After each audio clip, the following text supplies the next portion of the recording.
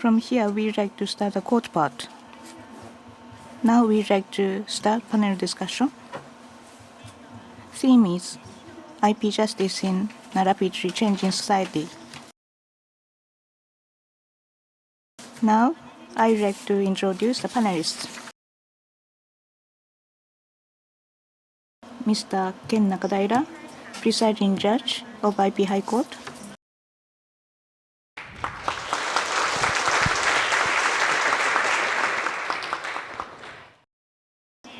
Ms. Eri Kikuchi, Judge of Intellectual Property High Court.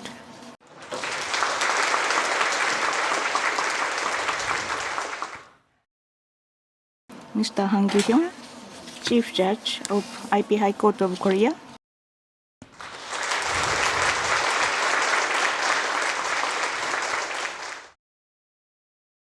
Dr. Klaus Grabinski, President of UPC Court of Appeal.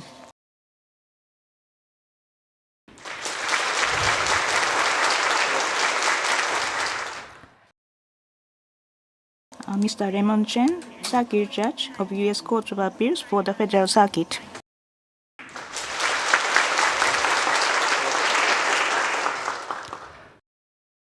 Yoshito Fujikawa, Chief of the Committee of Intellectual Property Rights, Japan Federation of Bar Associations.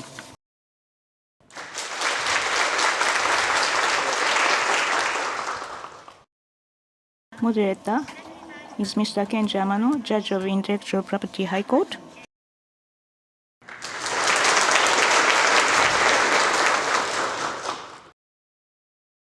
Mr. Yasufumi Shiroyama, Attorney at Law, Partner at Anderson Mori and Tomotsune.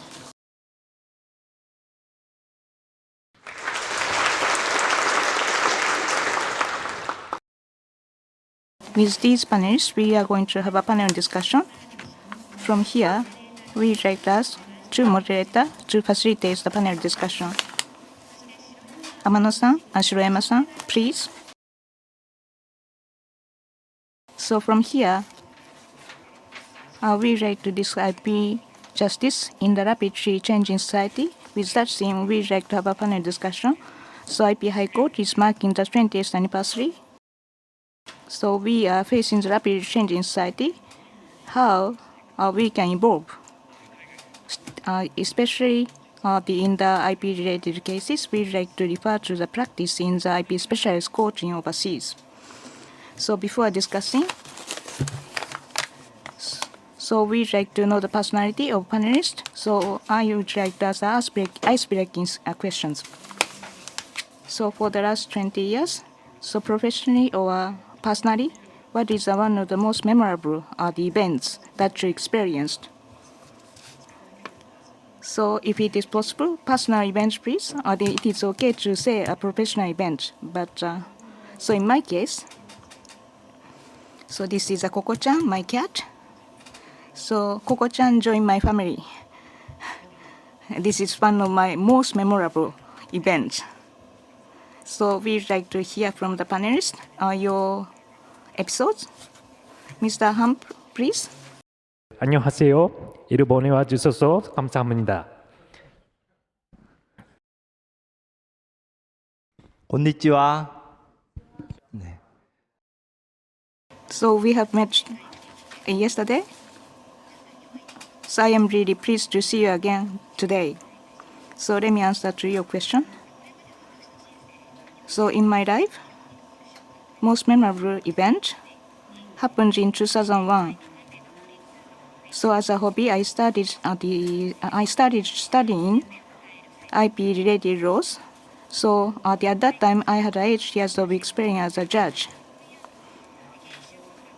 So there is a workshop provided by the university. So I started studying the IP-related laws.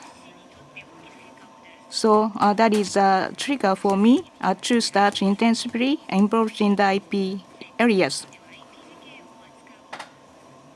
So I was a researcher at the Supreme Court and also IP High Court to study various areas of IP laws. So in that way, I have been involved in the IP-related areas.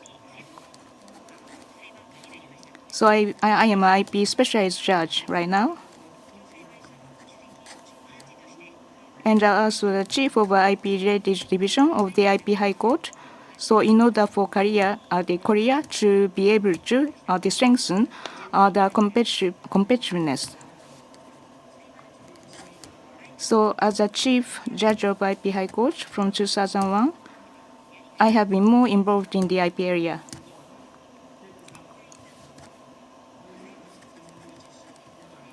So celebrating the Japan's IP High Court 20th anniversary, so I am able to participate in such a symposium. So I have been really pleased. Thank you very much.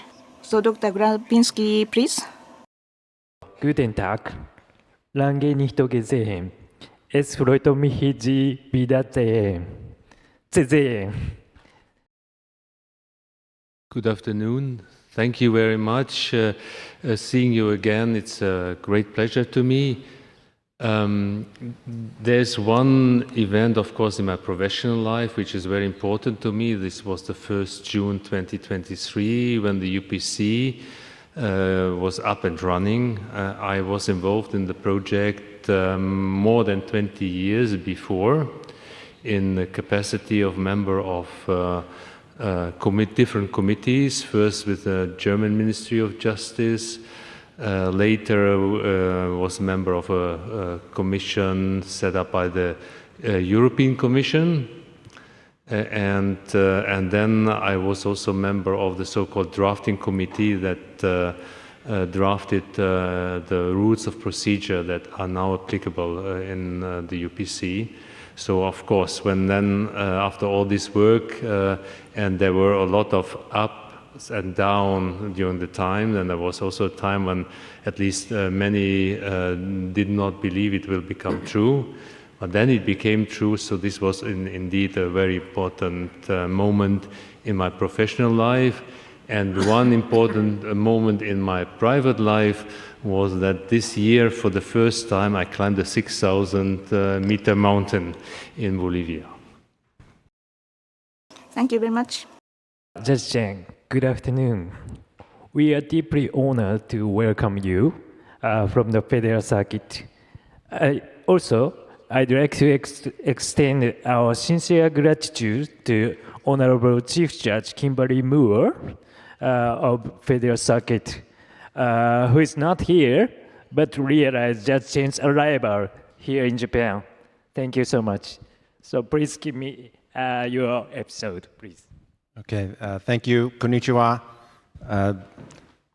Now that I'm looking at Judge Amano's beautiful cat, I should probably say the most memorable moment in the past 20 years is the arrival of my dog, Hiro, H-I-R-O, who's a Shih Tzu. And I love that dog. But that wasn't what I was planning on talking about. In August 2012, I was on a Mediterranean cruise with my family. And I remember being in the cruise ship somewhere off the coast of Italy when I went back to my room to look at my BlackBerry, because I was, at the time, the head litigator for the USPTO. The title is solicitor. And I had to check my email. And I received an email from an attorney in the White House who sent me an email asking if I would be interested in talking to him about the open position at the Federal Circuit. And I remember being quite shocked by that email. I was so shocked I had to sit down on the bed and read the email over and over again to understand what it was trying to say to me. And so that is something that was a major moment for me. And then after some rounds of interviews, I was eventually nominated by President Obama. Thank you very much. So we'd like to move on to the actual discussion.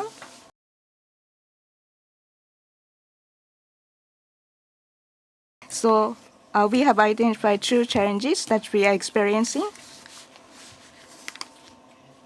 So one is how to address increasingly sophisticated expertise. So technology is advancing day by day. So on the part of the courts, we have to be able to make appropriate decision by understanding the technology appropriately. A second challenge that we are facing is how to ensure the social impact that our decision have will be appropriate. So technology is interrelated. So decision judgments by the court have an impact not only the parties, but also the society as a whole. So we have to be able to make a decision from the broader perspectives. How to address that? So we try to set to those challenges. So those are the theme of the panel discussion. So as for the first challenge, how to address increasingly sophisticated expertise. So we asked the IPNet to make an investigation of the situation of overseas. So recap of the yesterday's presentation by the panelists. Shiroyama-san will explain the result of our investigation. Yes. So now there is the specialized code that's been set. And we have Shinichi Koike research that I'd like to talk about today. And for Japan, as we all know, for the first instance, for Eastern Japan, we have Tokyo District Court and Osaka District Court handles for the Western Japan. And then the appeals are under exclusive jurisdiction of IP High Court. And the IP High Court was established in 2005 and marking the 20th anniversary this year. And patent validity and invalidity are decided by a trial decision of the Japan Patent Office. And legality of that decision can be challenged through a suit for revocation at the IP High Court. However, the exercise of the patent right found to have grounds for invalidation is not admitted at the civil infringement lawsuit.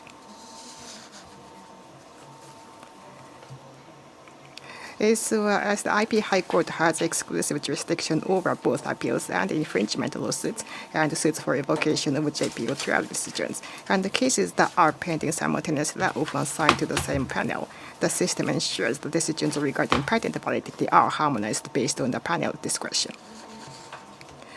Then in Korea, again, we heard the presentation in Korea yesterday. The patent court was established in 1998 as the first specialized IP court, and initially it only had exclusive jurisdiction over revocation. However, a 2016 legal amendment broadened its scope, granting it exclusive jurisdiction over appeals in infringement lawsuits. And specifically,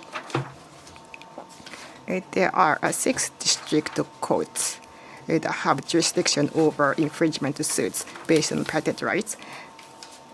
And among these, the Seoul Central District Court holds concurrent territorial jurisdiction over the entire Republic of Korea alongside over the other 5 courts.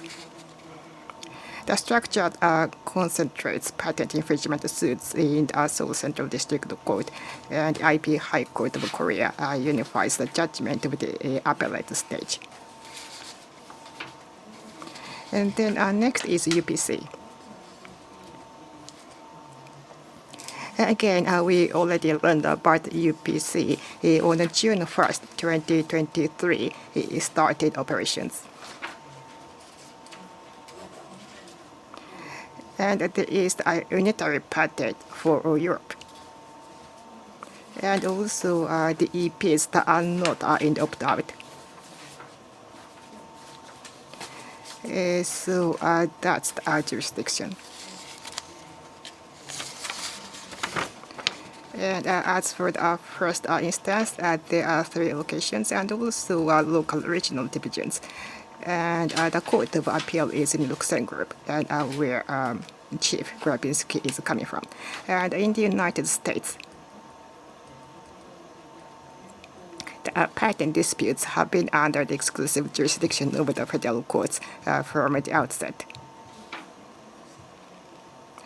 And then the U.S. Constitution provides for the federal protection patents, and under the Reagan administration, the CAFC has been set. And then traditionally, the CAFC has exclusive subject matter jurisdiction over appeals and patent disputes nationwide. And there's also PGR and IPR.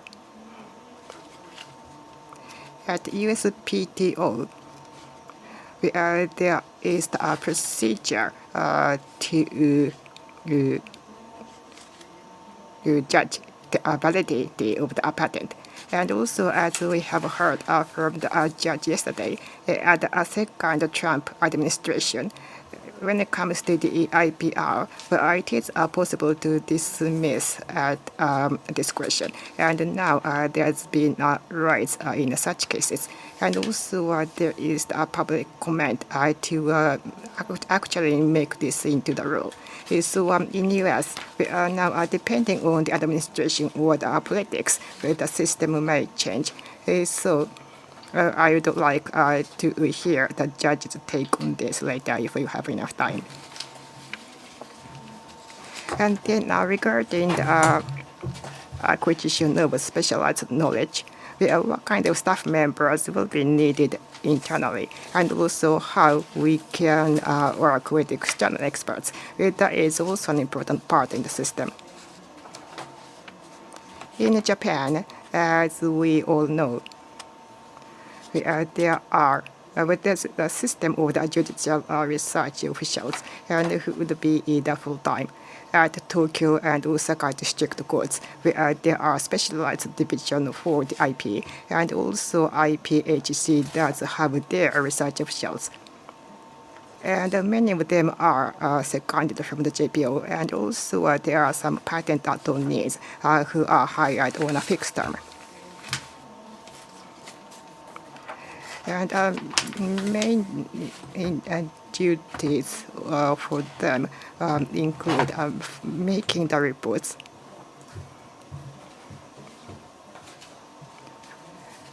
but then these reports are not to be disclosed to the outside. So to the parties and representatives, this report is not disclosed. And there are also technical advisors. They are appointed by the court. There's a list of candidates at the court, and then for each case, these technical advisors are appointed. And during technical explanatory sessions, these technical advisors are being nominated, and then there would be questions asked. And for the parties and representatives, they are not allowed to ask questions to the technical advisors. And in Korea, as far as we understand, it's similar to Japan. There are judicial research officials and also technical examiners who are assigned as full-time. And then they also work on drafting the reports. So there are some questions on this.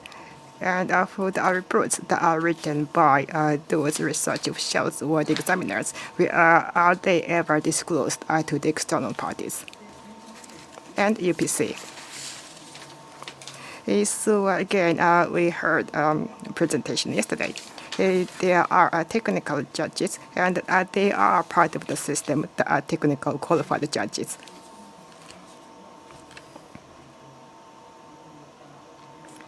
And then with practitioners of the laws and patent attorneys, and also with the examiners from the EPO, these judges are assigned. And for the technical examiners, we are now when there is technical qualified judges and legally qualified judges, how do they work together in the panel? And then how do they work on logic? Is there any special way of drafting and that would be different from conventional suits? So it'll be interesting if we can hear more detail about it. And then the United States. There is no system for the standing a collection of special knowledge within a court, as far as we understand. However, the judges may hire law clerks who are new graduates from law school, and many of them would have natural science backgrounds. And also to assist our courts, there are technical advisors and also special master system. But then we often hear that there is the expert witness testimony system in the United States to collect specialized knowledge. Cross examination, during the cross examination, we get to hear about those expert opinions. And in U.S., it's different from Japan, where we have independent researcher. But I wonder if in U.S., if you would ever want to seek advice from those technical experts who would be independent from either parties. So we have collected this information in Japan. So I wonder, the international judges, I wonder if you agree on what has been presented so far. So regarding the presentations you have heard, is there anything you would like to add, correct, or emphasize? So Mr. Han, what about you? Mr. Shiroyama, thank you so much. You said that in Korea, even for patent litigation in Korea, the system is sufficient. I thank you much for your organized explanation about it. And so let me ask you a question. In Korea, like technical advisors, technical examiners are existing, and I want to add some information to them. As Mr. Shiroyama has explained, in Korea, we have technical advisor examiners who support the judges' operations. We have 6. We have examiners and officers in the district courts and primary court as well. And they are from the technical background as commonality, but there are some differences in terms of their engagement. Like technical advisors support judges for civil and criminal cases, and while examiner supports the judges for the revocation of decisions. And again, advisors receive permission to ask questions to the parties regarding technology in the panel. They can share their opinions. That is the difference from examiners. And examiners, they also work as research officers for civil and criminal cases. They support judges. And again, advisors, examiners, both are full-time workers at courts. In Korean judges, they are called internal technical expert systems, and they review the technical aspect of the cases assigned to them. Then they share their opinions about them. Also, they can share oral explanation at the court, and the documents they submit include details about technology and their in-depth analysis as well. Also, judges can get support from internal technical expert support so that they can have full understanding about the technologies. Also, they can analyze the evidence submitted so that they can hear both parties' opinions at the examinations. On the other hand, regarding not only support from internal technical expert, sometimes they need more advanced knowledge. In that case, they can ask external technical experts. So they are not full-time workers. And they are designated in the poll, and they have no obligation for swear, and they could directly ask questions to any relevant stakeholders. And utilizing this program or system, they can have more effective way to get opinions about technologies based on the highly advanced knowledge from those external technical experts. Again, their scope does include not only civil case, but also the revocation of decisions made by the court.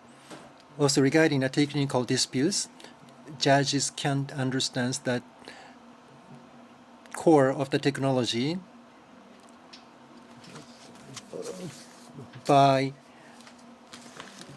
based on the role to call witnesses. And expert witnesses would have best knowledge and experience, and based on them, they are ready to give witnesses, not like advisors, examiners. Witnesses can do direct and cross examinations, take a lead. That is a benefit. Also, they can use videos for remote communication to ask questions. Also, using web devices regarding innovation, they can also ask questions to someone outside Korea. But this is not always applicable to other cases. I mean, only if internal technical experts are not enough, and only if advanced knowledge is important, then external technical experts use. And that's all from me. Thank you so much. Thank you. Now, Mr. Garbinsky, I want to ask you the same question. Is there anything you'd like to add, correct, or emphasize about what I have explained? Thank you. It was a very precise and consistent summary of the UPC system, so I have nothing to correct. Maybe I have a bit to add, explaining a bit more in detail the role of the technically qualified judges, because this concept, to my understanding, is not known in many other countries. So a technically qualified judge is not a technical expert, and it's also not an examiner. So what is the role of a technically qualified judge in the UPC? Let me explain this to you by telling you how it works in the proceedings before the UPC. So the first thing that happens is the so-called written procedure, which means that the parties submit statements. So it starts with a statement of claim, statement of defense, and then there's another round of statements from the parties. And the parties are supposed to submit to the court all the facts relevant for deciding the case, and all the arguments relevant for deciding the case, and all the requests they have for the courts. And it should all be already in the first statements, and then it's a kind of ping pong, and they reply to each other and then get a bit more into details. And it's a front-loading system, which makes sure that a lot of the litigation, or most of it, is already submitted to the court in the written procedure, so that at the end the oral hearing should not take longer than on average a day. Once this written procedure has been closed, so usually after an exchange of two statements on both sides, there is an interim procedure which essentially has for purpose to prepare the oral hearing. It also has for purpose to find out whether parties want to settle the case. But if settlement doesn't work, then it is essentially for preparing the oral hearing, and that can be that the judge rapporteur, who is in charge of running this interim procedure, may ask the parties to give further information with regard to certain aspects, or that the court needs a court-appointed expert, which up to now, as to my knowledge, never happened. The judge rapporteur summons a witness for the oral hearing. All these kinds of preparations are supposed to be done essentially in the interim procedure. And then there is an internal process once the interim procedure has come to a close, and also the day of the oral hearing has been set, where the judges prepare. And the technically qualified judge has already been assigned to the case for the latest at the end of the written procedure. So that means the technically qualified judge can assist judge rapporteur in the interim procedure already.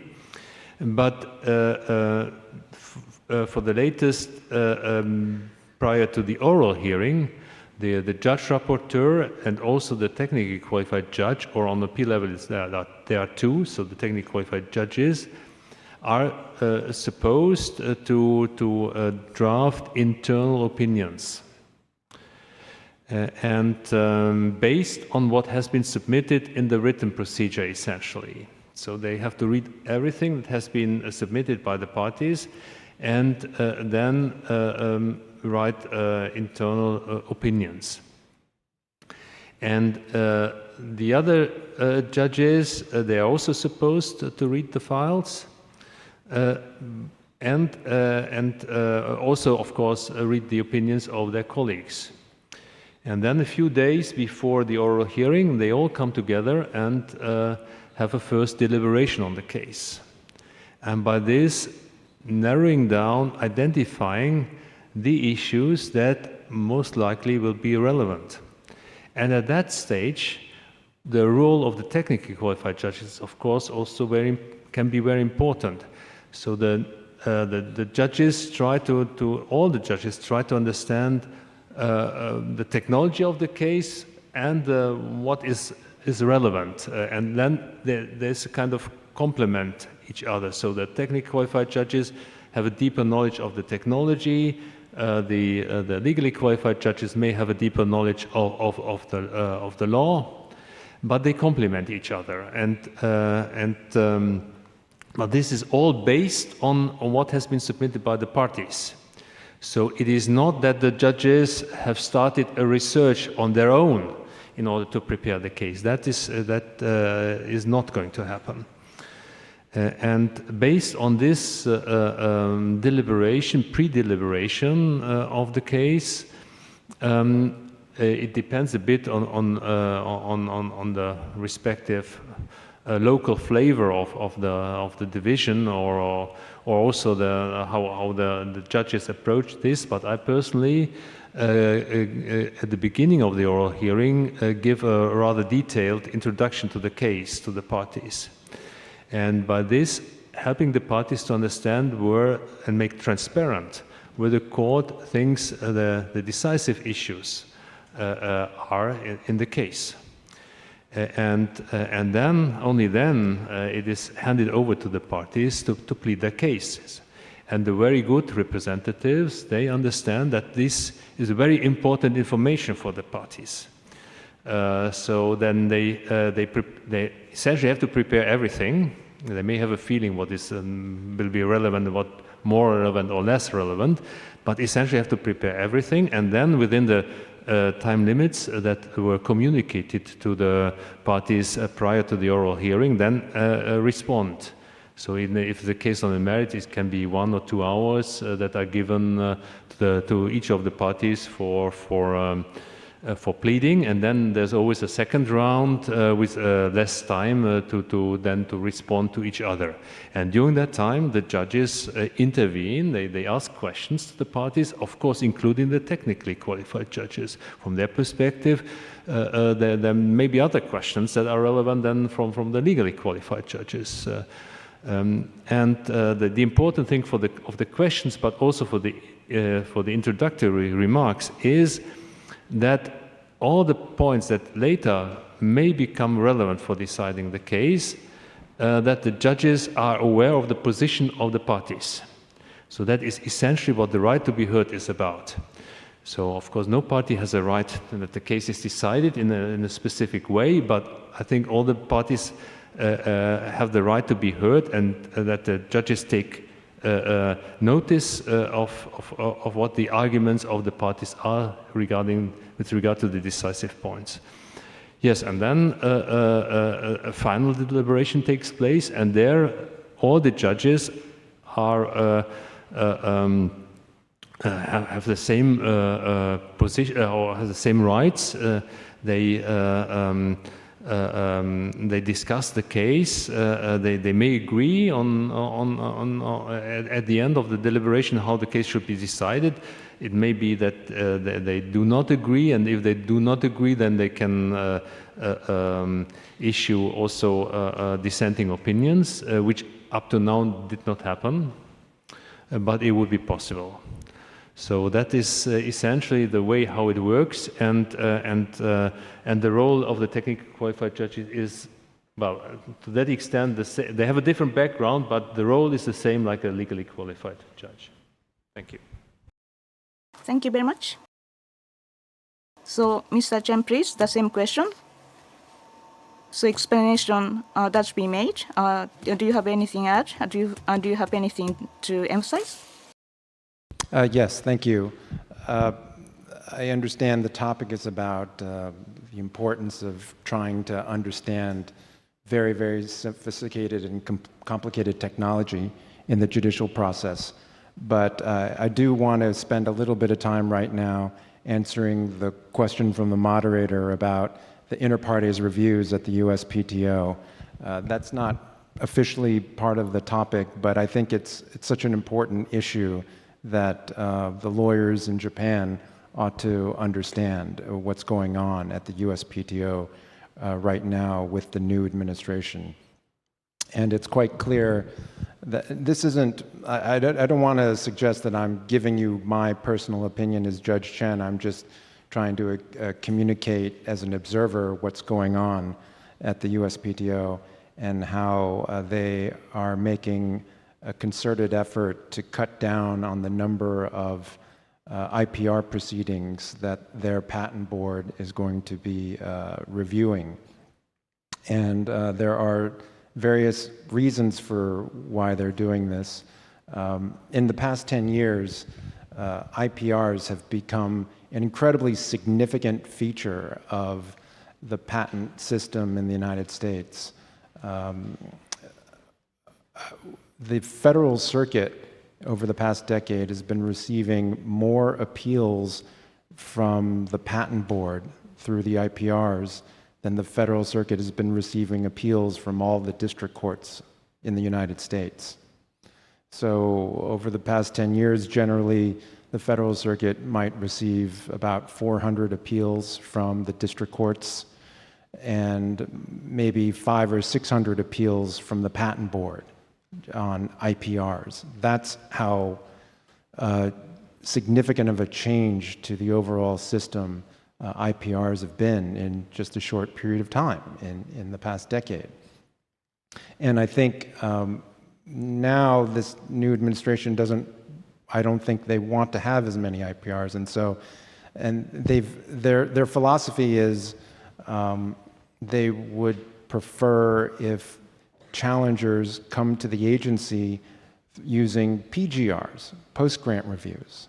And post-grant reviews are very similar to the kinds of opposition proceedings that occur around the world where you have to come to the USPTO patent board within the first 9 months after a patent has been granted, and then challenge the patent. PGRs are different from IPRs in that PGRs you can rely on, you can attack a patent on any condition of patentability. So it's not just prior art challenges, which is what you're confined to do in an IPR. You can argue that a patent is ineligible under Section 101. You can argue that it lacks enablement or the claims are too unclear and ambiguous, and so therefore it's invalid for that reason. But there's a policy choice that the USPTO has made, which is to have much fewer IPRs and try to encourage challengers to come to the USPTO through PGRs and therefore identify problematic patents much, much earlier in the life of a patent. And the theory that we've been hearing from USPTO is that if a patent has been in existence for 6 years, 7 years, 8 years, then you've waited too long as a challenger. Even if your company didn't get sued until after year 7 or 8 in the course of a patent's life, coming to the PTO is too late and to use IPR. And so therefore you should just rely on your invalidity defenses in any kind of district court litigation. So that's the theory we've been hearing, and I would expect that you should be seeing that policy to remain for the next 3 years, at least over the course of this administration. Is that a good thing or is that a bad thing? I don't want to opine on that. I shouldn't opine on that. I have certain ethical restrictions on opining on such things. But I will say that when Congress enacted these IPRs and PGRs in 2011, nobody had anticipated at that time, nobody ever mentioned the idea that the PTO director might turn away meritorious petitions challenging the validity of patent claims on account of something like settled expectations, and therefore choosing to force challengers to come much earlier to the USPTO through PGRs. That said, there is another administrative pathway to challenge patents in the USPTO still, and that's called ex parte reexamination. Reexams have been around since 1980, and that type of proceeding's been forgotten in the past 10 years due to the popularity of IPRs. And IPRs have the great advantage of being completed within 1 year compared to an ex parte reexam, which is conducted in front of a patent examiner. And those proceedings take much longer because then you have to go work through the patent examiner, then eventually there's an appeal to the patent board before there might be an appeal to the Federal Circuit. So ex parte re-exams, I suspect, will become more popular in the next few years. So I want the audience to understand that. Now, getting just very briefly to the question at hand about dealing with technology, it's very interesting for me to hear how courts in Japan and Korea and Europe deal with complicated technology and in patent litigation. We in the United States don't provide our courts with any kind of similar technical support. It's just not in the structure of the judiciary. And so the United States is in the minority, it appears. But maybe if the United States was working on a blank slate and was going to redesign how the courts handle patent litigation, maybe it would think about having internal technical advisors or technically qualified judges.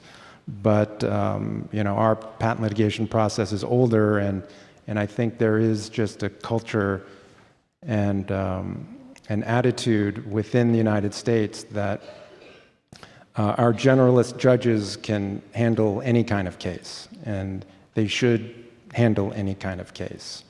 But even the judges that see a lot of patent litigation, I'm talking about district court judges in Texas or Delaware or California, they understand that these cases are so extra complicated that what they do is often hire law clerks with technical backgrounds.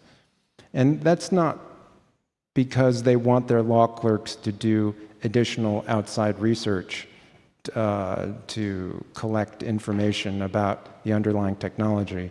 I think of it more as having a resource inside Chambers that is able to help the judge understand what the lawyers are saying in the briefing and what the expert is saying in the expert report. You know, as a generalist judge, maybe it would be very hard to understand the science of antibodies or, you know, data packet switching and transmission of data over using internet protocols. I mean, that can be really hard to read through for the very first time. So it's very useful to have law clerks that are more comfortable with the technology, that can more quickly explain it to the judge, or at least what the briefing is describing and what the expert reports are saying. I think one other theme about United States litigation is it's the parties that have the right to present their case. And so we rely on and allow the parties to explain their case the best way they can and the best way they feel. And what that often means in a patent litigation is a battle of the experts. I'm sure you've heard that expression before. And so what that means is each side gets its chance to present its case by, among other things, having its own expert. Now, the expert is supposed to be independent. It's not an employee of the party. It's usually a professor from some established, prestigious university that agrees with what that party is saying about the technology and how perhaps the defendant's product works and things like this.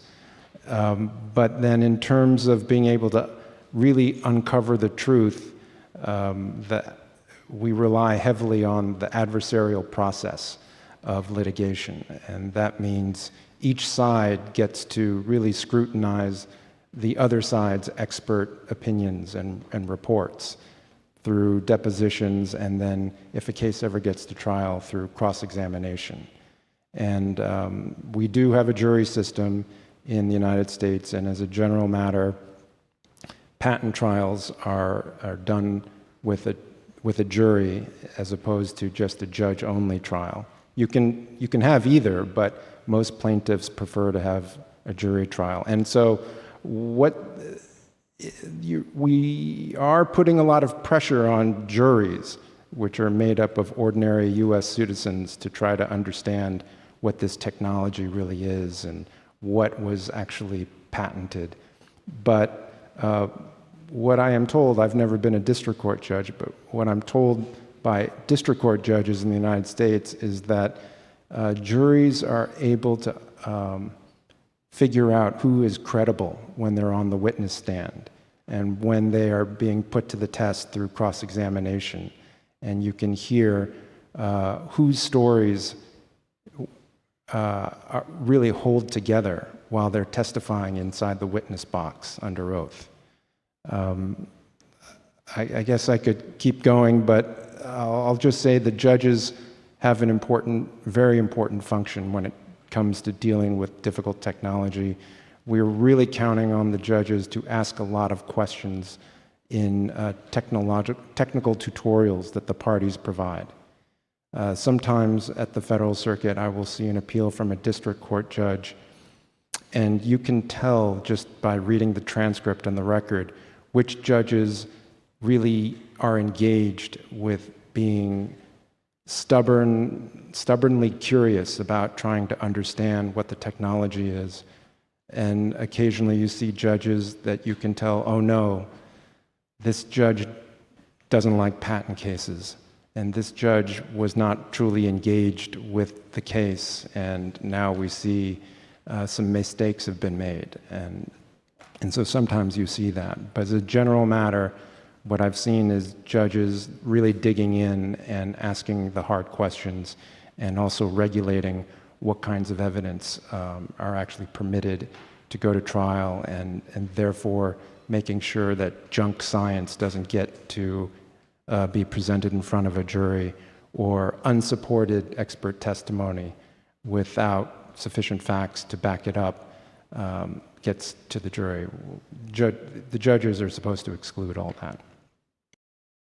Thank you very much.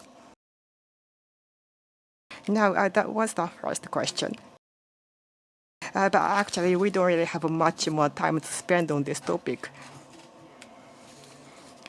So at UPC and also at Federal Circuit, now I want to intervene as we are in our argument. But that was the first question, so I decided not to intervene. But there is just one thing or one question I'd like to ask. So in US, where you have an adversarial system, so basically the parties are to persuade the judge, and then there's cross-examination, and to basically to persuade the judges or the jury. But then turning to Japan, Korea, or UPC, there are technical experts who would be the internal resources. But then sometimes for the parties, we get to have a concern if these technical experts are fair and independent. So this is about transparency. So how can we pay our consideration to this? So I'd like to start by asking this question to Mr. Han from Korea. Yes, that is a very good question. And before I answer, we are now at the beginning, Mr. Shuriam talked about whether we disclose these expert opinions to the outside. So let me first of all address this question. So now these reports that are drafted by the internal technical experts, there needs a process for the judges to understand these technical matters. And as for these reports and technical explanation, they are not disclosed to the parties or to the general public. And this is similar to the research system in other countries. And then also let me answer to your question.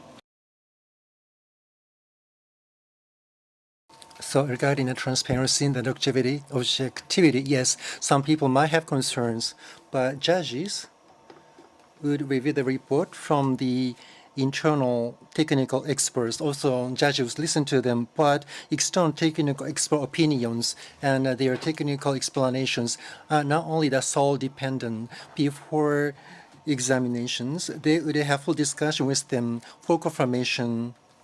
Only disputed points specifically would be summarized so that parties would be requested to submit their explanations, and so that additional defenses and offenses would be rolled out. So that is how they try to increase the transparency and the objectivity. Also, as I have said, maybe not asked. Sorry, I didn't.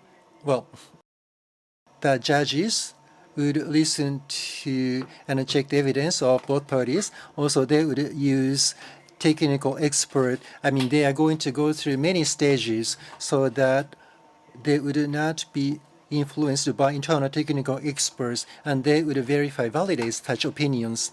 Again, judges, for their understanding of technologies, they are utilizing such parties, but internal technical experts are only to support judges for their better understanding about technologies, and the main body is always judges. And the judges could make sure that their understanding about technology is always accurate so that they can check the transparency and the objectivity of the internal technical experts.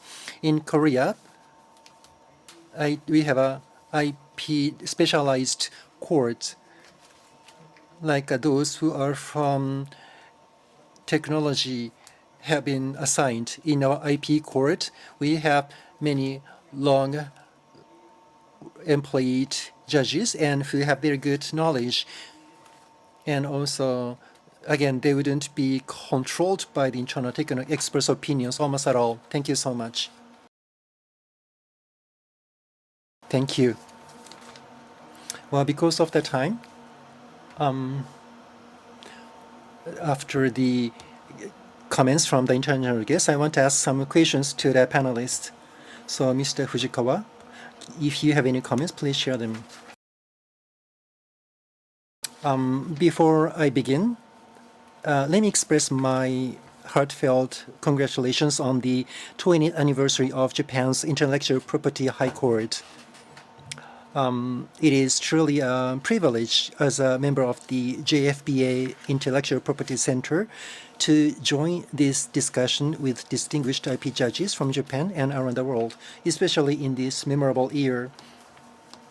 Earlier, we heard valuable presentations on how different jurisdictions have established specialized patent courts and how these courts gather and apply technical expertise. And in terms of the way how technical information should be collected, I want to share some comments. According to today, what we have heard, again, they pay more attention to the objectivity and transparency for the collection of information so that they can make most appropriate decisions.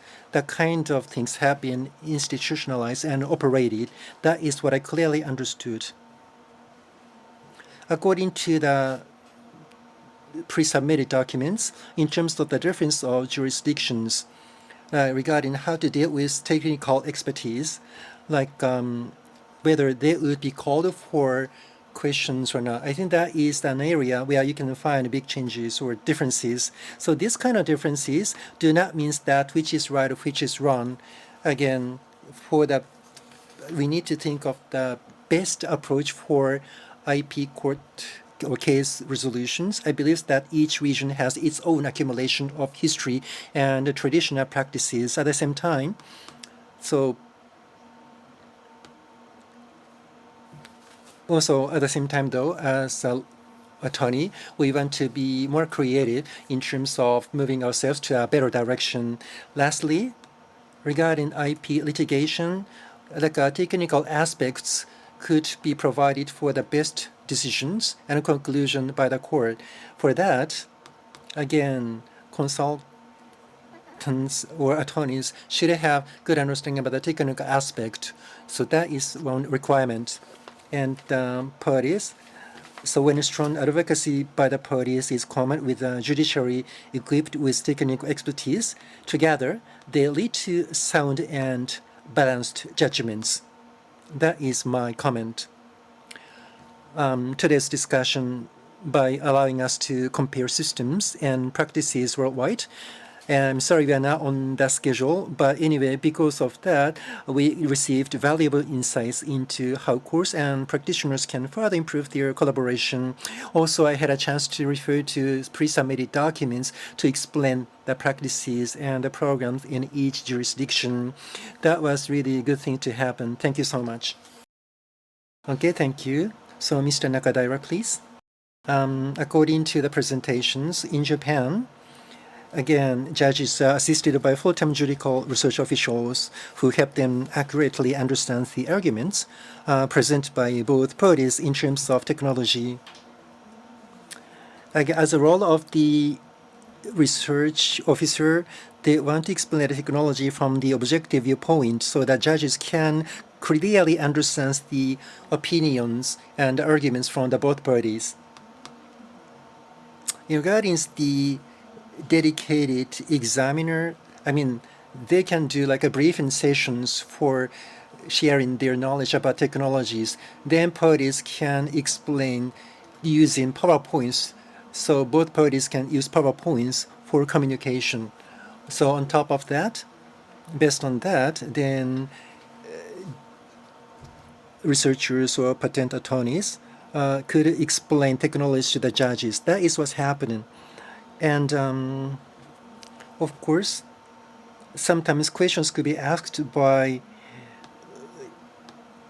special technical experts. Then the parties would answer the questions. Sometimes they could share additional explanations depending on the situation. So again, these explanations take place in open session in front of both parties and sometimes include direct questions and answers between the technical advisor and the parties.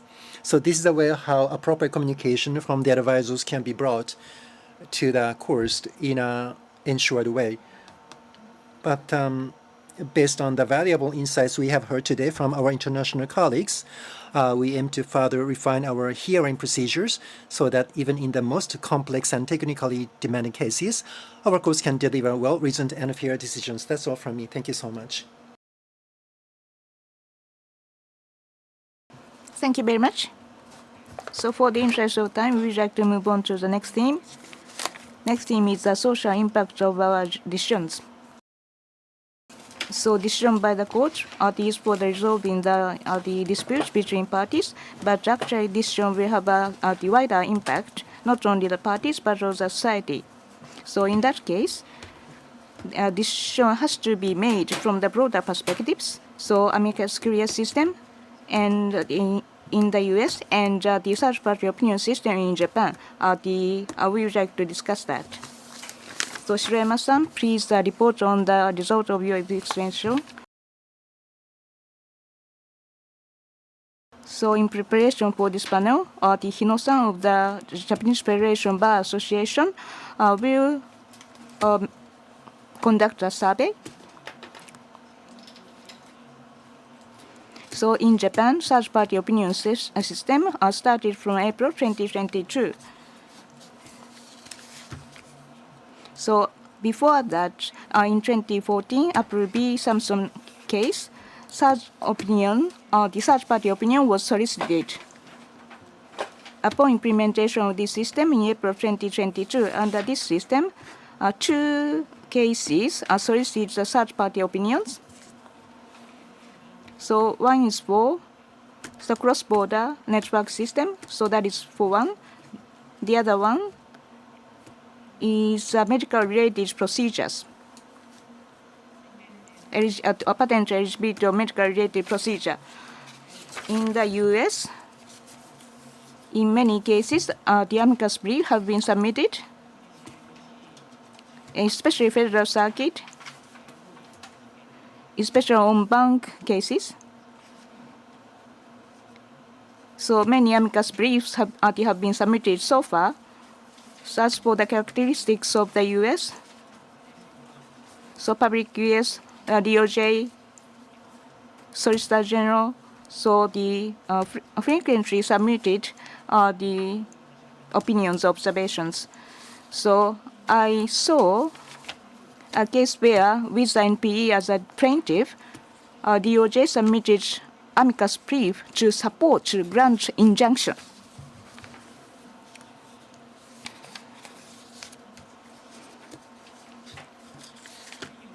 As for the UPC doesn't have a third-party opinion system or amicus curiae system according to the rule of procedure. So Dr. Grabinski was involved in the designing of the system before the implementation of UPC for the 20 years. But as for the standard essential patent, Panasonic P Oppo case,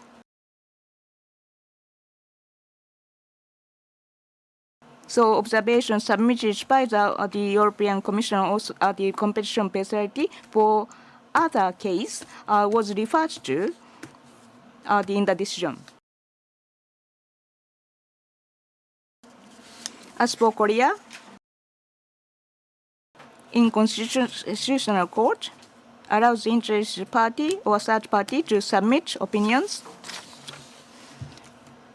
But in infringement case or other civil cases, there are no system for the third party opinions. But in validation trial, with a legal amendment of 2023, they can refer to the opinion of the third party in Korea. Thank you very much. Due to the time constraints, I like to ask yes and no question. And regarding the amicus briefs in US, I would like to ask a question to Judge Chen. In amicus, so is it correct to understand that the opinions are heard from both a factual perspective as well as a legal perspective? Thank you.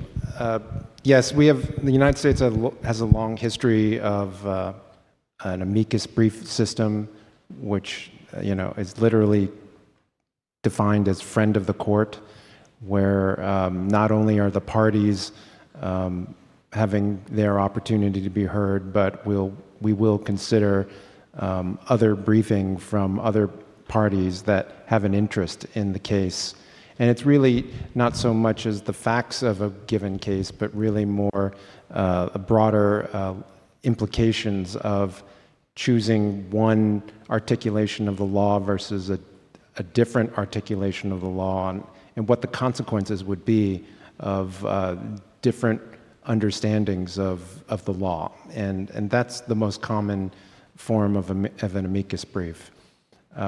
Some examples of a very helpful amicus brief will be when we are dealing with a difficult novel legal issue, and we know that the consequences will be great, and the parties really, they just have their own narrow interests at stake in any given litigation. They just want to win their case, and sometimes they're not really being thoughtful enough about the broader implications in the law of if we decide the case in their favor.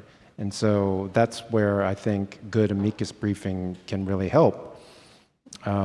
Sometimes amicus briefing is very useful to let the court know, do not write your decision broadly. Please write a narrow decision, because if you write a decision that's written broadly that invalidates this claim, then you're going to also impact all these other industries. So if you just write narrowly in just deciding the case on this one patent claim, then you will give us and other parties a chance down the road to fight out what the implications are of your decision here for other industries, other technological industries. So that is useful because as I mentioned yesterday, it's important to be careful about not writing opinions too broadly that might have unintended consequences that the court wasn't really anticipating. Another, I think, very useful kind of amicus brief is one that is provided by academics, by law professors or legal historians, that can give and offer the court an historical accounting of the evolution of a statute or the evolution of a legal doctrine, like doctrine of equivalence. And we'll discuss in some detail Supreme Court cases from the 1800s. And the parties aren't interested in going that far back, but it can be useful to get that kind of understanding, because that still is applicable governing precedent that the Federal Circuit has to consider, at least until the Supreme Court itself rejects those Supreme Court opinions from the 1800s. There are times where one party is not being represented well by a lawyer, and the lawyering is poor, and then therefore you're not really getting both sides adequately of a given case. And an amicus brief can come in and actually be very helpful, that supports the side with poor legal representation. And in other instances, for example, the Federal Circuit had a recent N-Bank case dealing with President Trump's executive order, which raised tariffs on basically all imported goods from the world. And there was a tremendous number of amicus briefs filed. And what I found helpful was there were so many different issues to be debated in that case that some of the amicus briefs, they just focused their brief on one of those issues. And the parties, they had to distribute their limited briefing across 9 different issues. And so therefore, some of the amicus briefs actually had better developed discussions about those legal issues because they were just focused on a single issue. Those are examples of why amicus briefing can be helpful. It's to get a better understanding of what the law should be, and also to get a better understanding of what the consequences are. Consequences to consumers, consequences to various different industries. And then also sometimes even analogies to what the laws are in other countries and how maybe there's an opportunity to try to align United States law with other countries' law. Thank you very much. And I'd like to ask a follow-up question to Judge Chen. And this is actually a yes/no question. So now the content of the amicus brief, is it open to the public? So is it disclosed to the general public? Yes, it's all filings are part of the public record. Unless, of course, there's some business proprietary information that's in the brief, and then there is an opportunity to keep that confidential, of course. Thank you. And one more thing. And I think that depending on a case, where there will be so much amicus brief, massive amount of amicus brief. So for you, do you just look at the filtered information of the material, or do you read everything actually? So this may be hard to answer, but how do you handle so many documents? The official answer is I read everything. But some briefs get more attention than others. That is probably true. So a lot of amicus briefs, particularly from various different organizations that are consortiums of companies or bar associations, the briefing, it doesn't get too deep, and so it doesn't offer too much because they're trying to just give a broad generic position that represents a large number of companies or lawyers. And so they actually are in some ways restricted in how much they can say. And so those kind of briefs tend to get less attention because I'm not really getting a chance to get anything new or interesting that helps me think more deeply about a case. So one more thing. So now, when representing an association, we are in a certain brief, we have to put both opinions. So is that kind of brief useful to you? Okay. We do not get briefs like that. And that's why sometimes the briefing we do get from maybe a bar association or a large organization will be watered down and therefore doesn't say too much. It would look a little crazy to the court, I think, if a brief looked schizophrenic and said, well, the most of us think this claim is valid, but a large part of our organization also, to the contrary, thinks the claim is invalid. So we wouldn't really, that wouldn't be very helpful, I don't think. Thank you. Okay, apart from amicus topic, I want to ask you a question about how you think of the impact of the decisions.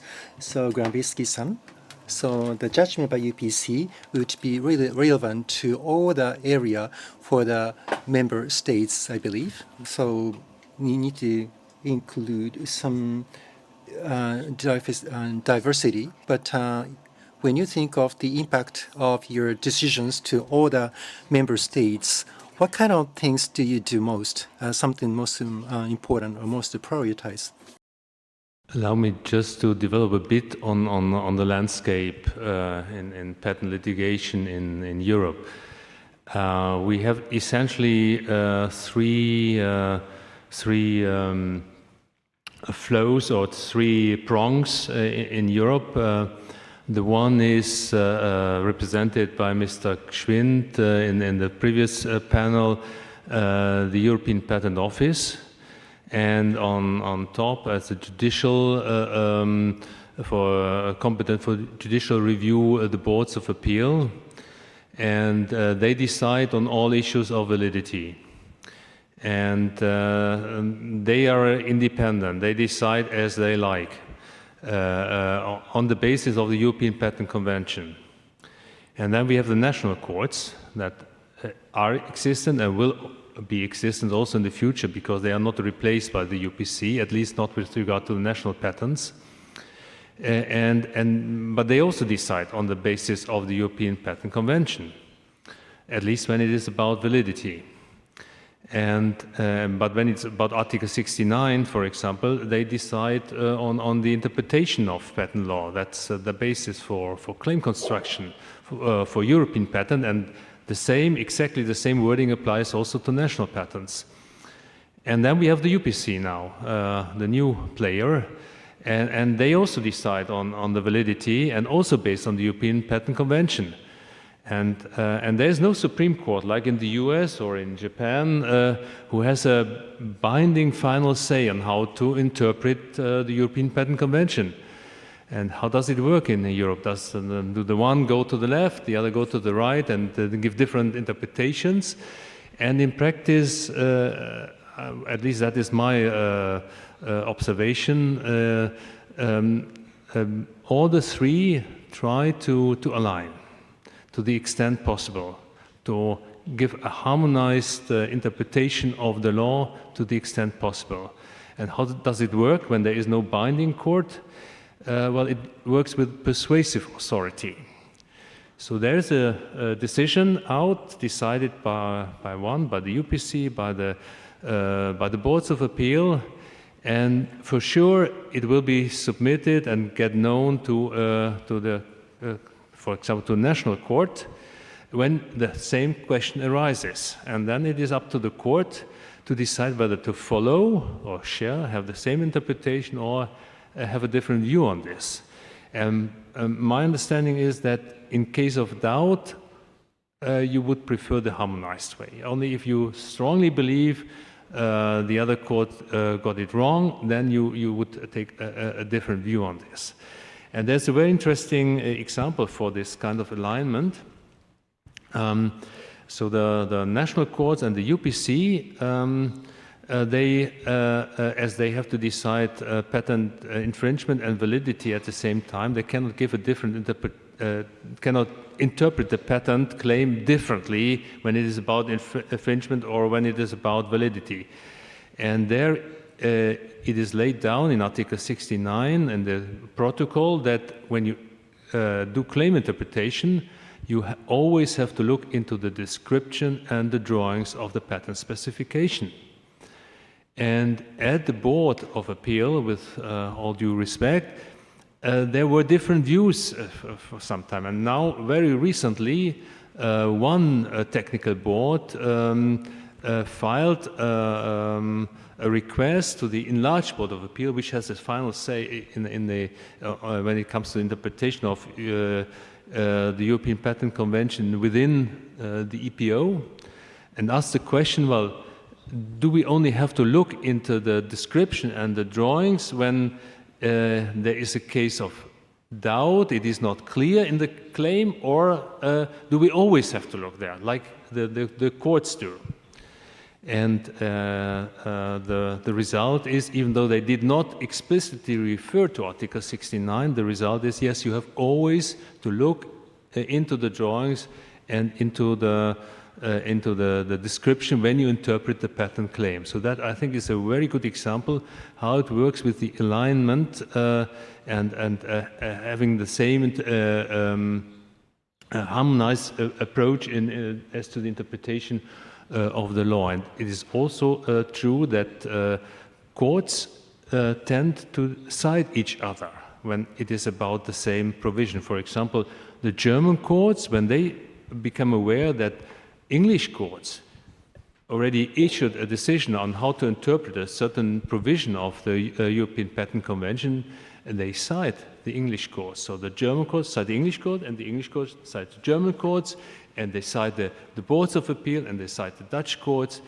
So that kind of dialogue between the courts is very important in Europe, and that makes sure that at the end of the day, you do not get, at least in most of the cases, a different approach or a different interpretation of the law in whatever prong you are at the moment.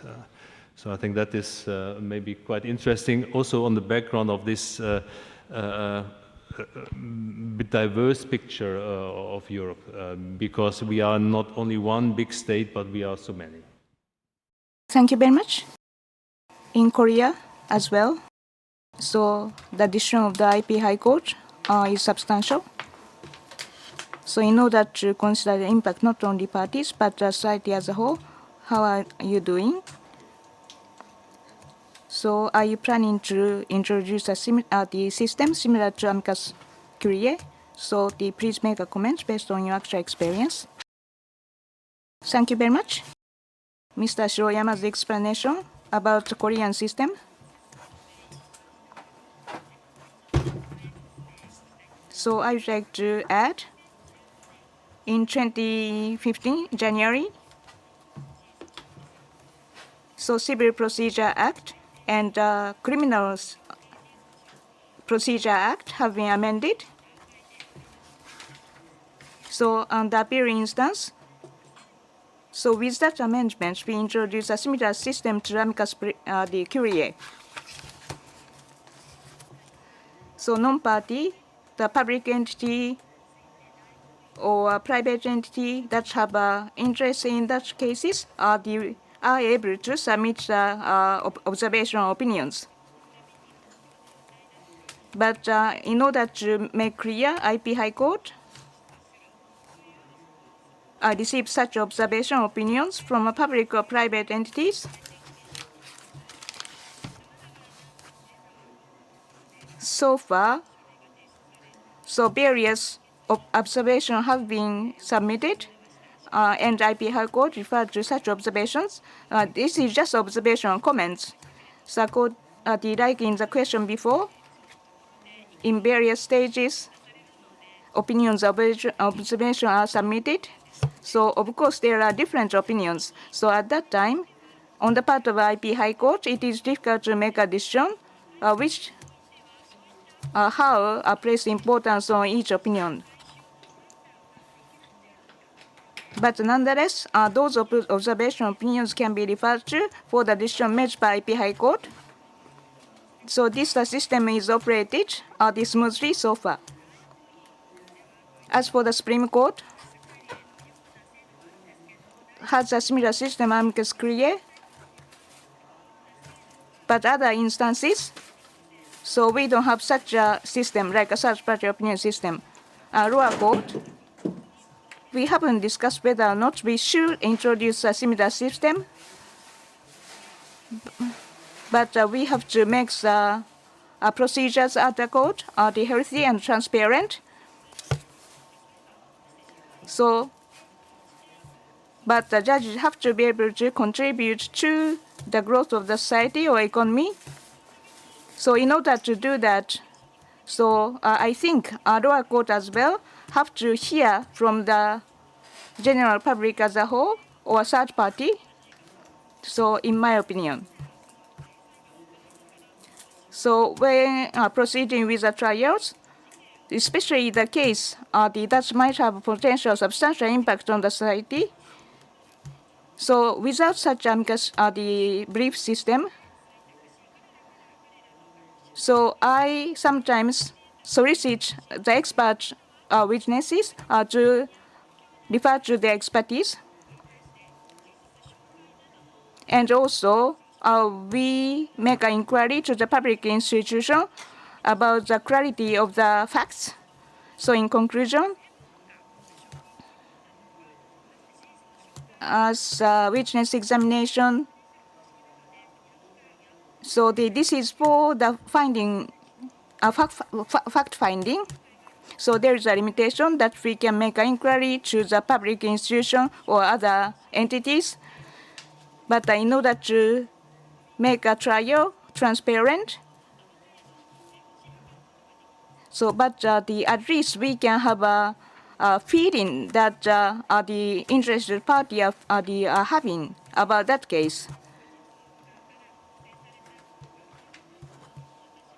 And also, I participate in the conferences where university professors or other academia people get together or practitioners get together. So I have an opportunity to hear from various people from various perspectives. So, but having said that, however, it is not that we are hearing from them about the specific cases. But we have to keep myself abreast of the latest situation or information. So that is what I'm doing in my personal endeavor. So based on the discussion that we have so far, we would like to have comments from the Fujikawa-san. Yes, so today, the guest judges from all jurisdictions commonly expressed that they are consciously conducting proceedings under the respective system to ensure social impact of the court's judgment is appropriate in case that might affect other businesses besides the immediate parties. And it was reported that in the US, amicus brief provide valuable background information, and also there is a consciousness to make fair judgment for the society. And especially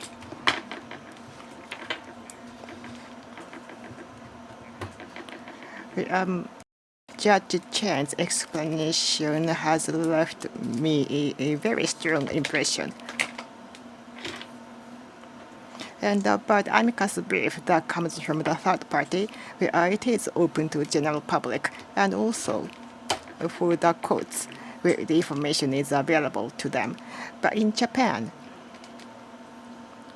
the records of the cases are not available on the website. And it's basically limited to the parties, or rather limited.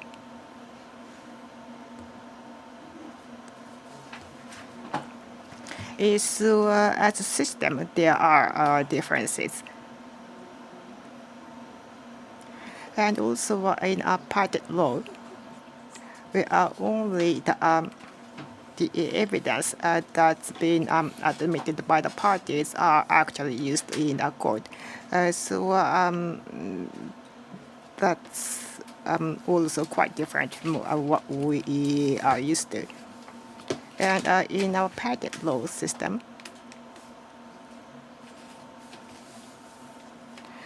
we are now if we can only use the evidence that has been confirmed by the parties, then of course the parties would try to use the evidence that will be in favor to them.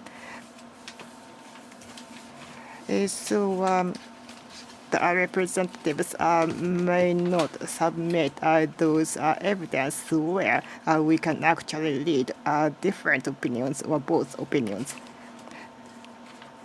And even though a certain brief can be a very good reference for us, if we cannot use it as an evidence, then I think that may not be to the best interest for everybody.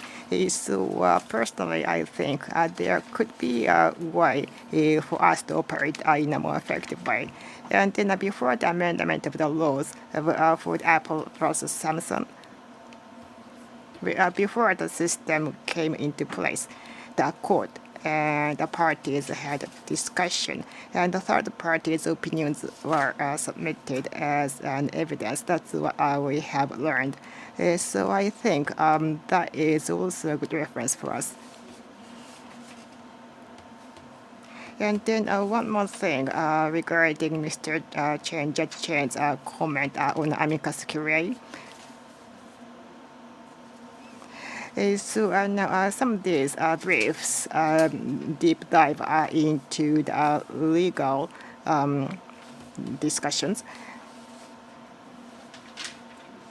And for us, there are state-of-art technology information and also some business-related information that might have major impact on society, or there may be some good references for us from the abroad.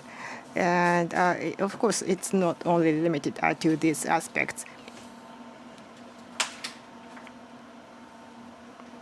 But then I think that has been a center of discussion so far.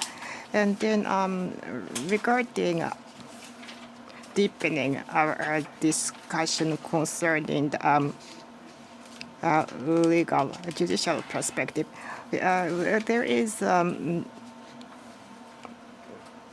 limit to how much or how deep we can actually discuss. So I think this is quite intriguing for us.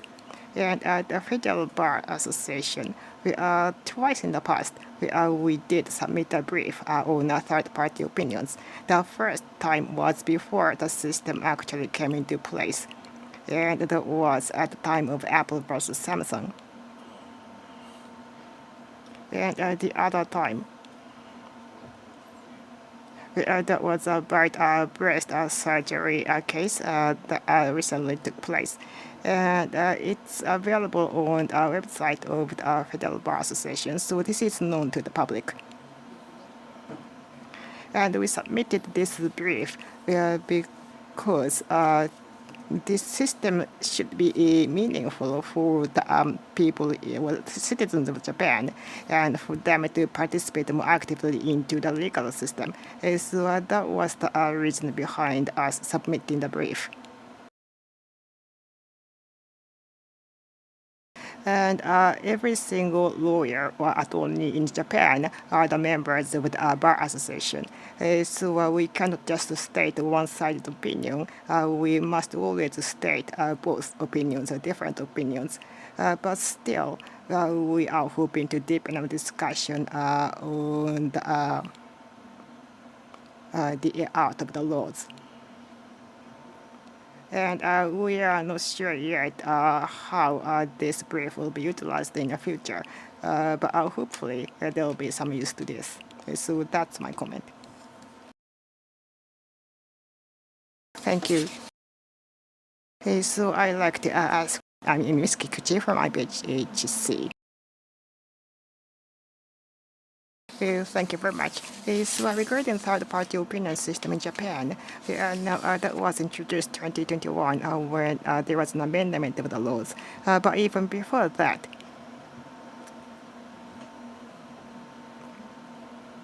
there were the times when experts or third-party opinions were sought in actual cases. So we have two experiences in the past. And I think that this is taken positively by the concerned parties. So I hope that this system will be utilized more. And about this, the seeking of third-party opinions. If we think about amicus curiae in the U.S., well, it's not exactly the same. But still, this is asking for wider opinions from the third parties in addition to the parties. So we can think more deeply about the judgment made by the court. So I think this is a meaningful system. And then this is part of the collection of evidence. And then parties will be what may submit the brief as a part of the evidence. And then, of course, there are some issues or the challenges that we'll have to overcome. But it is expected that these briefs will be utilized in a fair manner, and especially when I'm handling the IP cases, where some of these cases do or may have major social impact. So that is something we have to consider always. And for the judges, of course, through the third-party opinion system, we may look into differing opinions. But not only that, to widen perspective, that is another important point. So we can always learn from more resources. And then this kind of international conference symposium, this is one way for us to widen our perspective by communicating with more people. So I think that's how we can learn. Thank you. Using those two challenges, we've been having discussion so far. Because of the time limitation, we might not have even to have in-depth discussions today, but still, I really wish that you got some inspiration, whatever it is.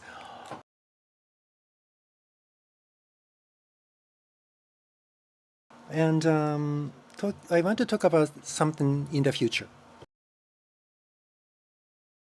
I know.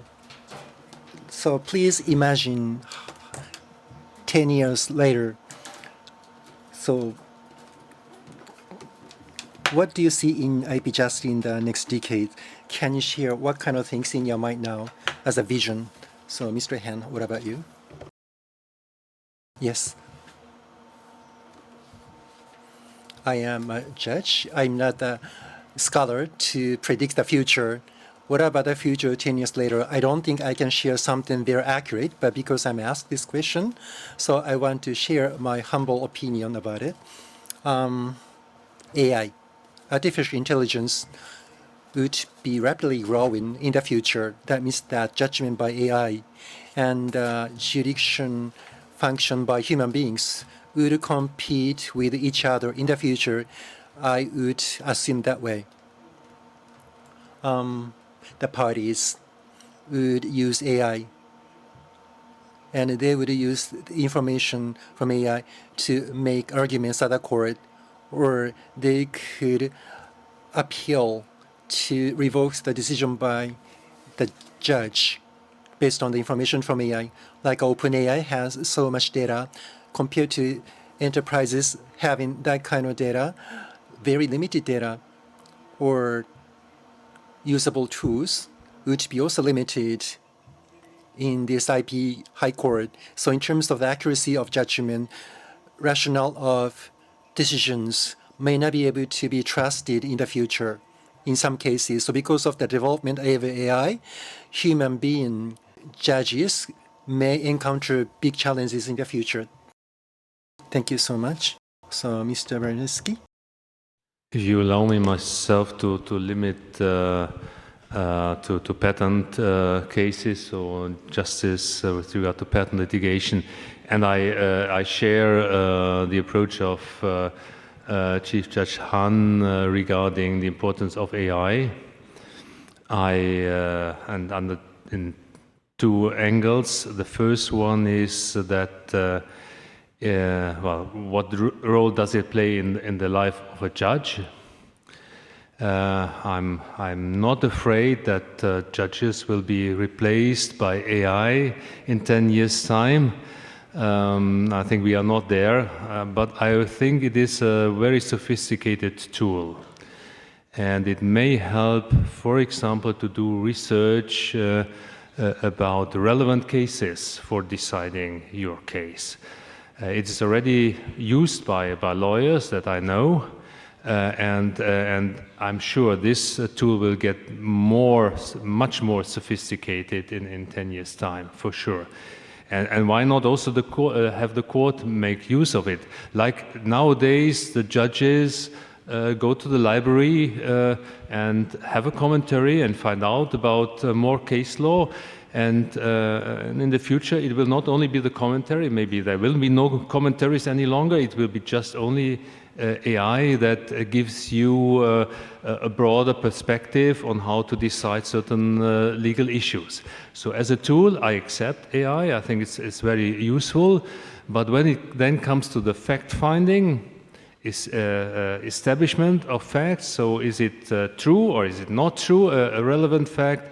And then when it comes to decision-making, I think AI should stay out of the room. That is, otherwise it is not under control of, and AI also has its downsides. Well, we know now hallucinations that maybe not to that extent we see it nowadays, maybe better in the future, but who can exclude? It is, after all, it's a black box. And you're not sure what is the basis, what AI is using. Just ask one question to one AI nowadays, and then ask the same question to another AI, and you will be surprised. You get different views from time to time. So don't rely on AI. Always control AI. That, I think, is also very important. And then, of course, the other perspective is that of a patent judge. To what extent does AI matter in the patent field? We have seen the Davos case, and in the Davos case we have judgments, decisions from all over the world, and all the courts at the end agreed that AI cannot be an inventor. So it's a human being, and at the moment, to my understanding, it's always a human being who initiates the process. There is no AI that says, now this morning I feel like making an invention. This kind of AI, fortunately, does not exist at the moment. And so there is always a human part in AI, in making inventions. And AI is, again, is a tool in that regard. And so that is also important. I'm waiting for a case where AI plays a role when it comes to the question like novelty or in particular obviousness. But I guess it will be very difficult to have facts on this, because AI, again, is a black box. And then to prove that 10 years ago, there was AI available in the hands of the person skilled in the art, and because of that, it was obvious. I'm waiting for this kind of argumentation coming to my court, and I can decide on this. And also when it comes to sufficiency, so enablement, there it will be also interesting to see to what extent AI then can be part of the patent specification, because, as you know, there should always be a way how to implement an invention, and to what extent does AI play a role there? Again, the black box aspect will come up.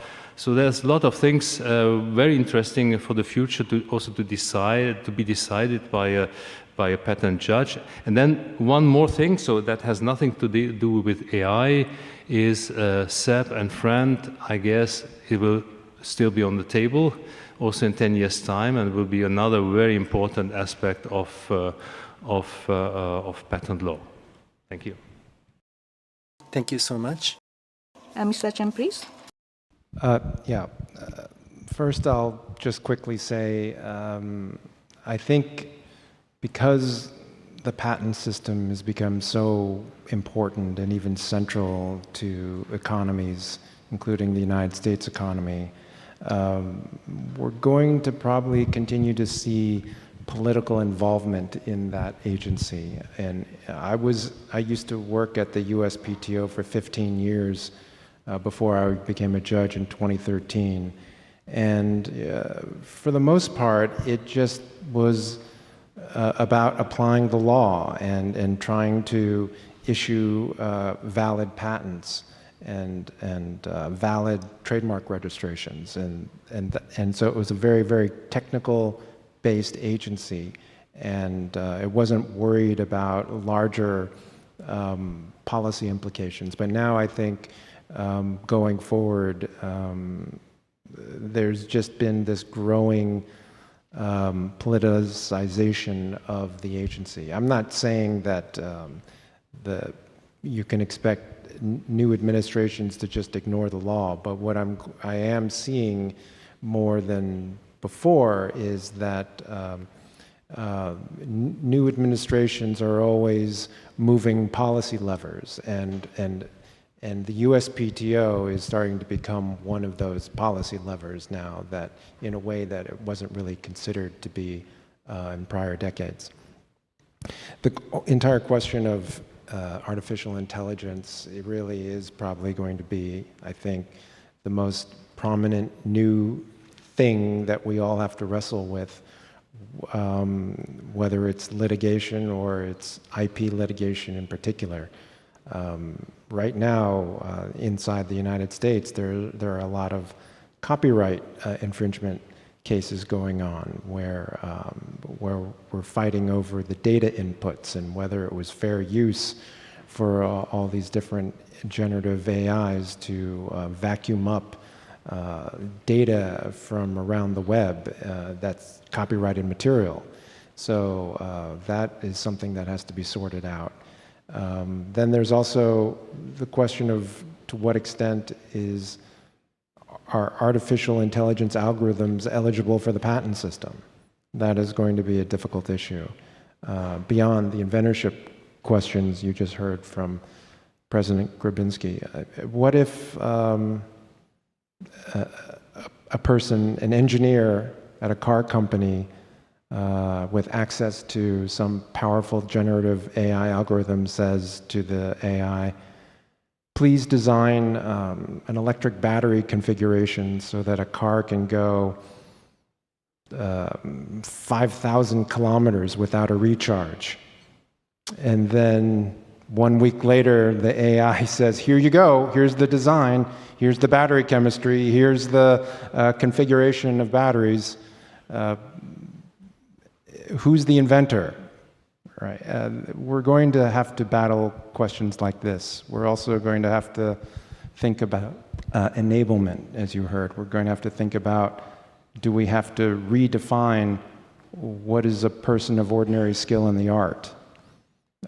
What if AI stumbles upon infringing other people's patents? Who's liable for that? Can AI be liable for patent infringement? There is this very interesting question of using AI for legal research within the judiciary. It's right now a tricky question because of the dangers of reliability. And so judges and law clerks and other staff, we can see the value and merits of the efficiencies gained and maybe better, more relevant research that can be accessed through AI. But everything has to be verified because it turns out AI can invent its own legal authorities. And so there's an incredible amount of danger there, and there's ethical questions behind, therefore, leaning on AI for decision making. I do think judges are still, of course, always going to be the decision maker. It didn't occur to me until I heard Chief Judge Han say it that we can expect in the future maybe outsiders submitting all the briefing and the record of a case and then having the AI propose what the correct decision is, and then us courts will be constantly second-guessed by AI saying that the court got the decision wrong. But in some ways, I already live that life now, because when in the United States we have these blogs on the internet where patent lawyers are always telling me I got my decision wrong. So, it seems like this is just another source of critics for me. But I think we don't know what's inside these black boxes, as you heard. And so that's why AI-generated evidence is also something that we're going to have to wrestle with, whether it's IP litigation or any kind of general litigation where a lawyer wants to analyze a huge data set and then gain interesting analysis and inferences by plugging that all into AI. And then we have to ask ourselves, is that something that's really reliable that can be entered into the record and considered? If it truly is a black box, and we don't know if there's potential biases, we don't know what kind of training data it was. And so I sense that district court judges are going to be the first ones that have to wrestle with all this, and I suspect they'll want to know quite a bit about the background of any particular AI that's being relied upon to understand whether or not it really is reliable or not to use as potential evidence. So the questions just go on and on like this. So I would expect AI. And then finally, I did hear Judge Grabinski mention this. We're going to continue to be even more and more interdependent as in a global economy. And I think courts, therefore, are going to be issuing decisions that impact not only their jurisdiction, but other jurisdictions as well. And so all of our courts, IP High Court, Federal Circuit, UPC, need to think about the extraterritorial effect our decisions have and to what extent that is something appropriate or something not appropriate. That's something we're going to have to wrestle with. With SEP France, it's almost inevitable. I mean, we can be aware of the extraterritorial effect, but it's hard to know how we can actually control that. So those are my three: extraterritorial effect in an interdependent global economy, AI, and then a little more politics at the USPTO. Thank you very much. So we are getting closer to the end of JSIP2025, celebrating the 20th anniversary of IP High Court. So we discussed the two challenges and the future of the IP justice. As for the golden rule, as for the judges' spirits, or essential principle that you uphold, so IP justice is the infrastructure to support the innovation. So the society and the era is changing, and the environment is changing as well. So in IP justice remains to be the last fortress to support innovation for the next decade and beyond. So in order for IP justice to do that, so could you give us a words and phrase of your the most essential principle as of in terms of the pride, starting from Grabinski? I have to admit, I already mentioned it. For me, I think the right to be heard of the parties is a very fundamental principle. And before a judge takes a decision, the judge must be aware of the arguments and the facts presented by the parties. I think that's a very important principle to me. Thank you. Mr. Chen, please. I'm not sure what to say. I would like to say something like, us judges have to approach our work like the whole world is watching.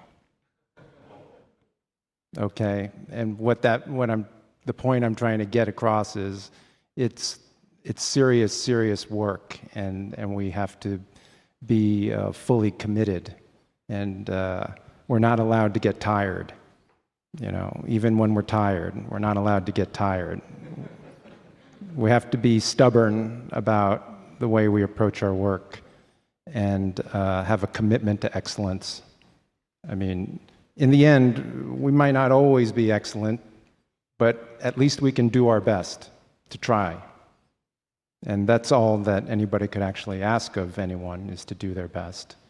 But whether it's the difficulty of the technology or just the complexity of the overall litigation or all the different dynamics, we have to ensure the fairness of the process. Without good process, you can't have good outcomes. I very, very sincerely believe that. And so we need to ensure all parties have that full opportunity to be heard, and to protect the record from things like questionable evidence and things like this. But I'll just say that, like the whole world, do your work like the whole world's watching. Thank you very much. Lastly, Mr. Humphries. This is a very hard question to answer.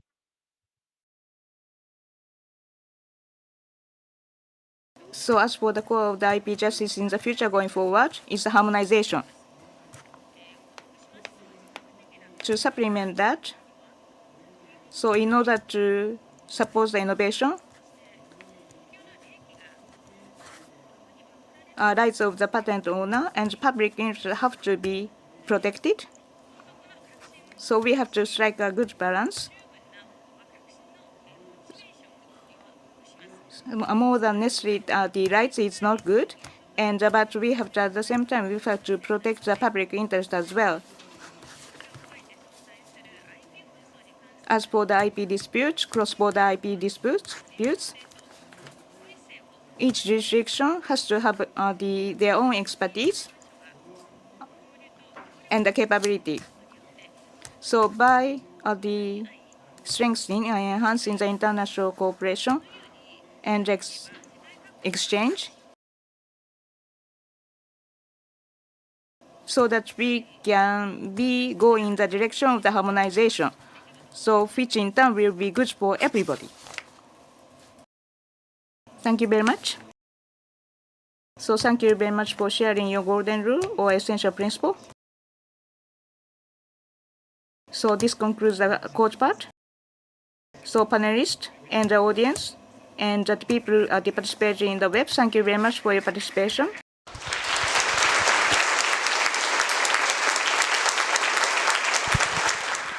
This concludes the panel discussion on the IP administration related to trial and appeal systems in various countries and regions.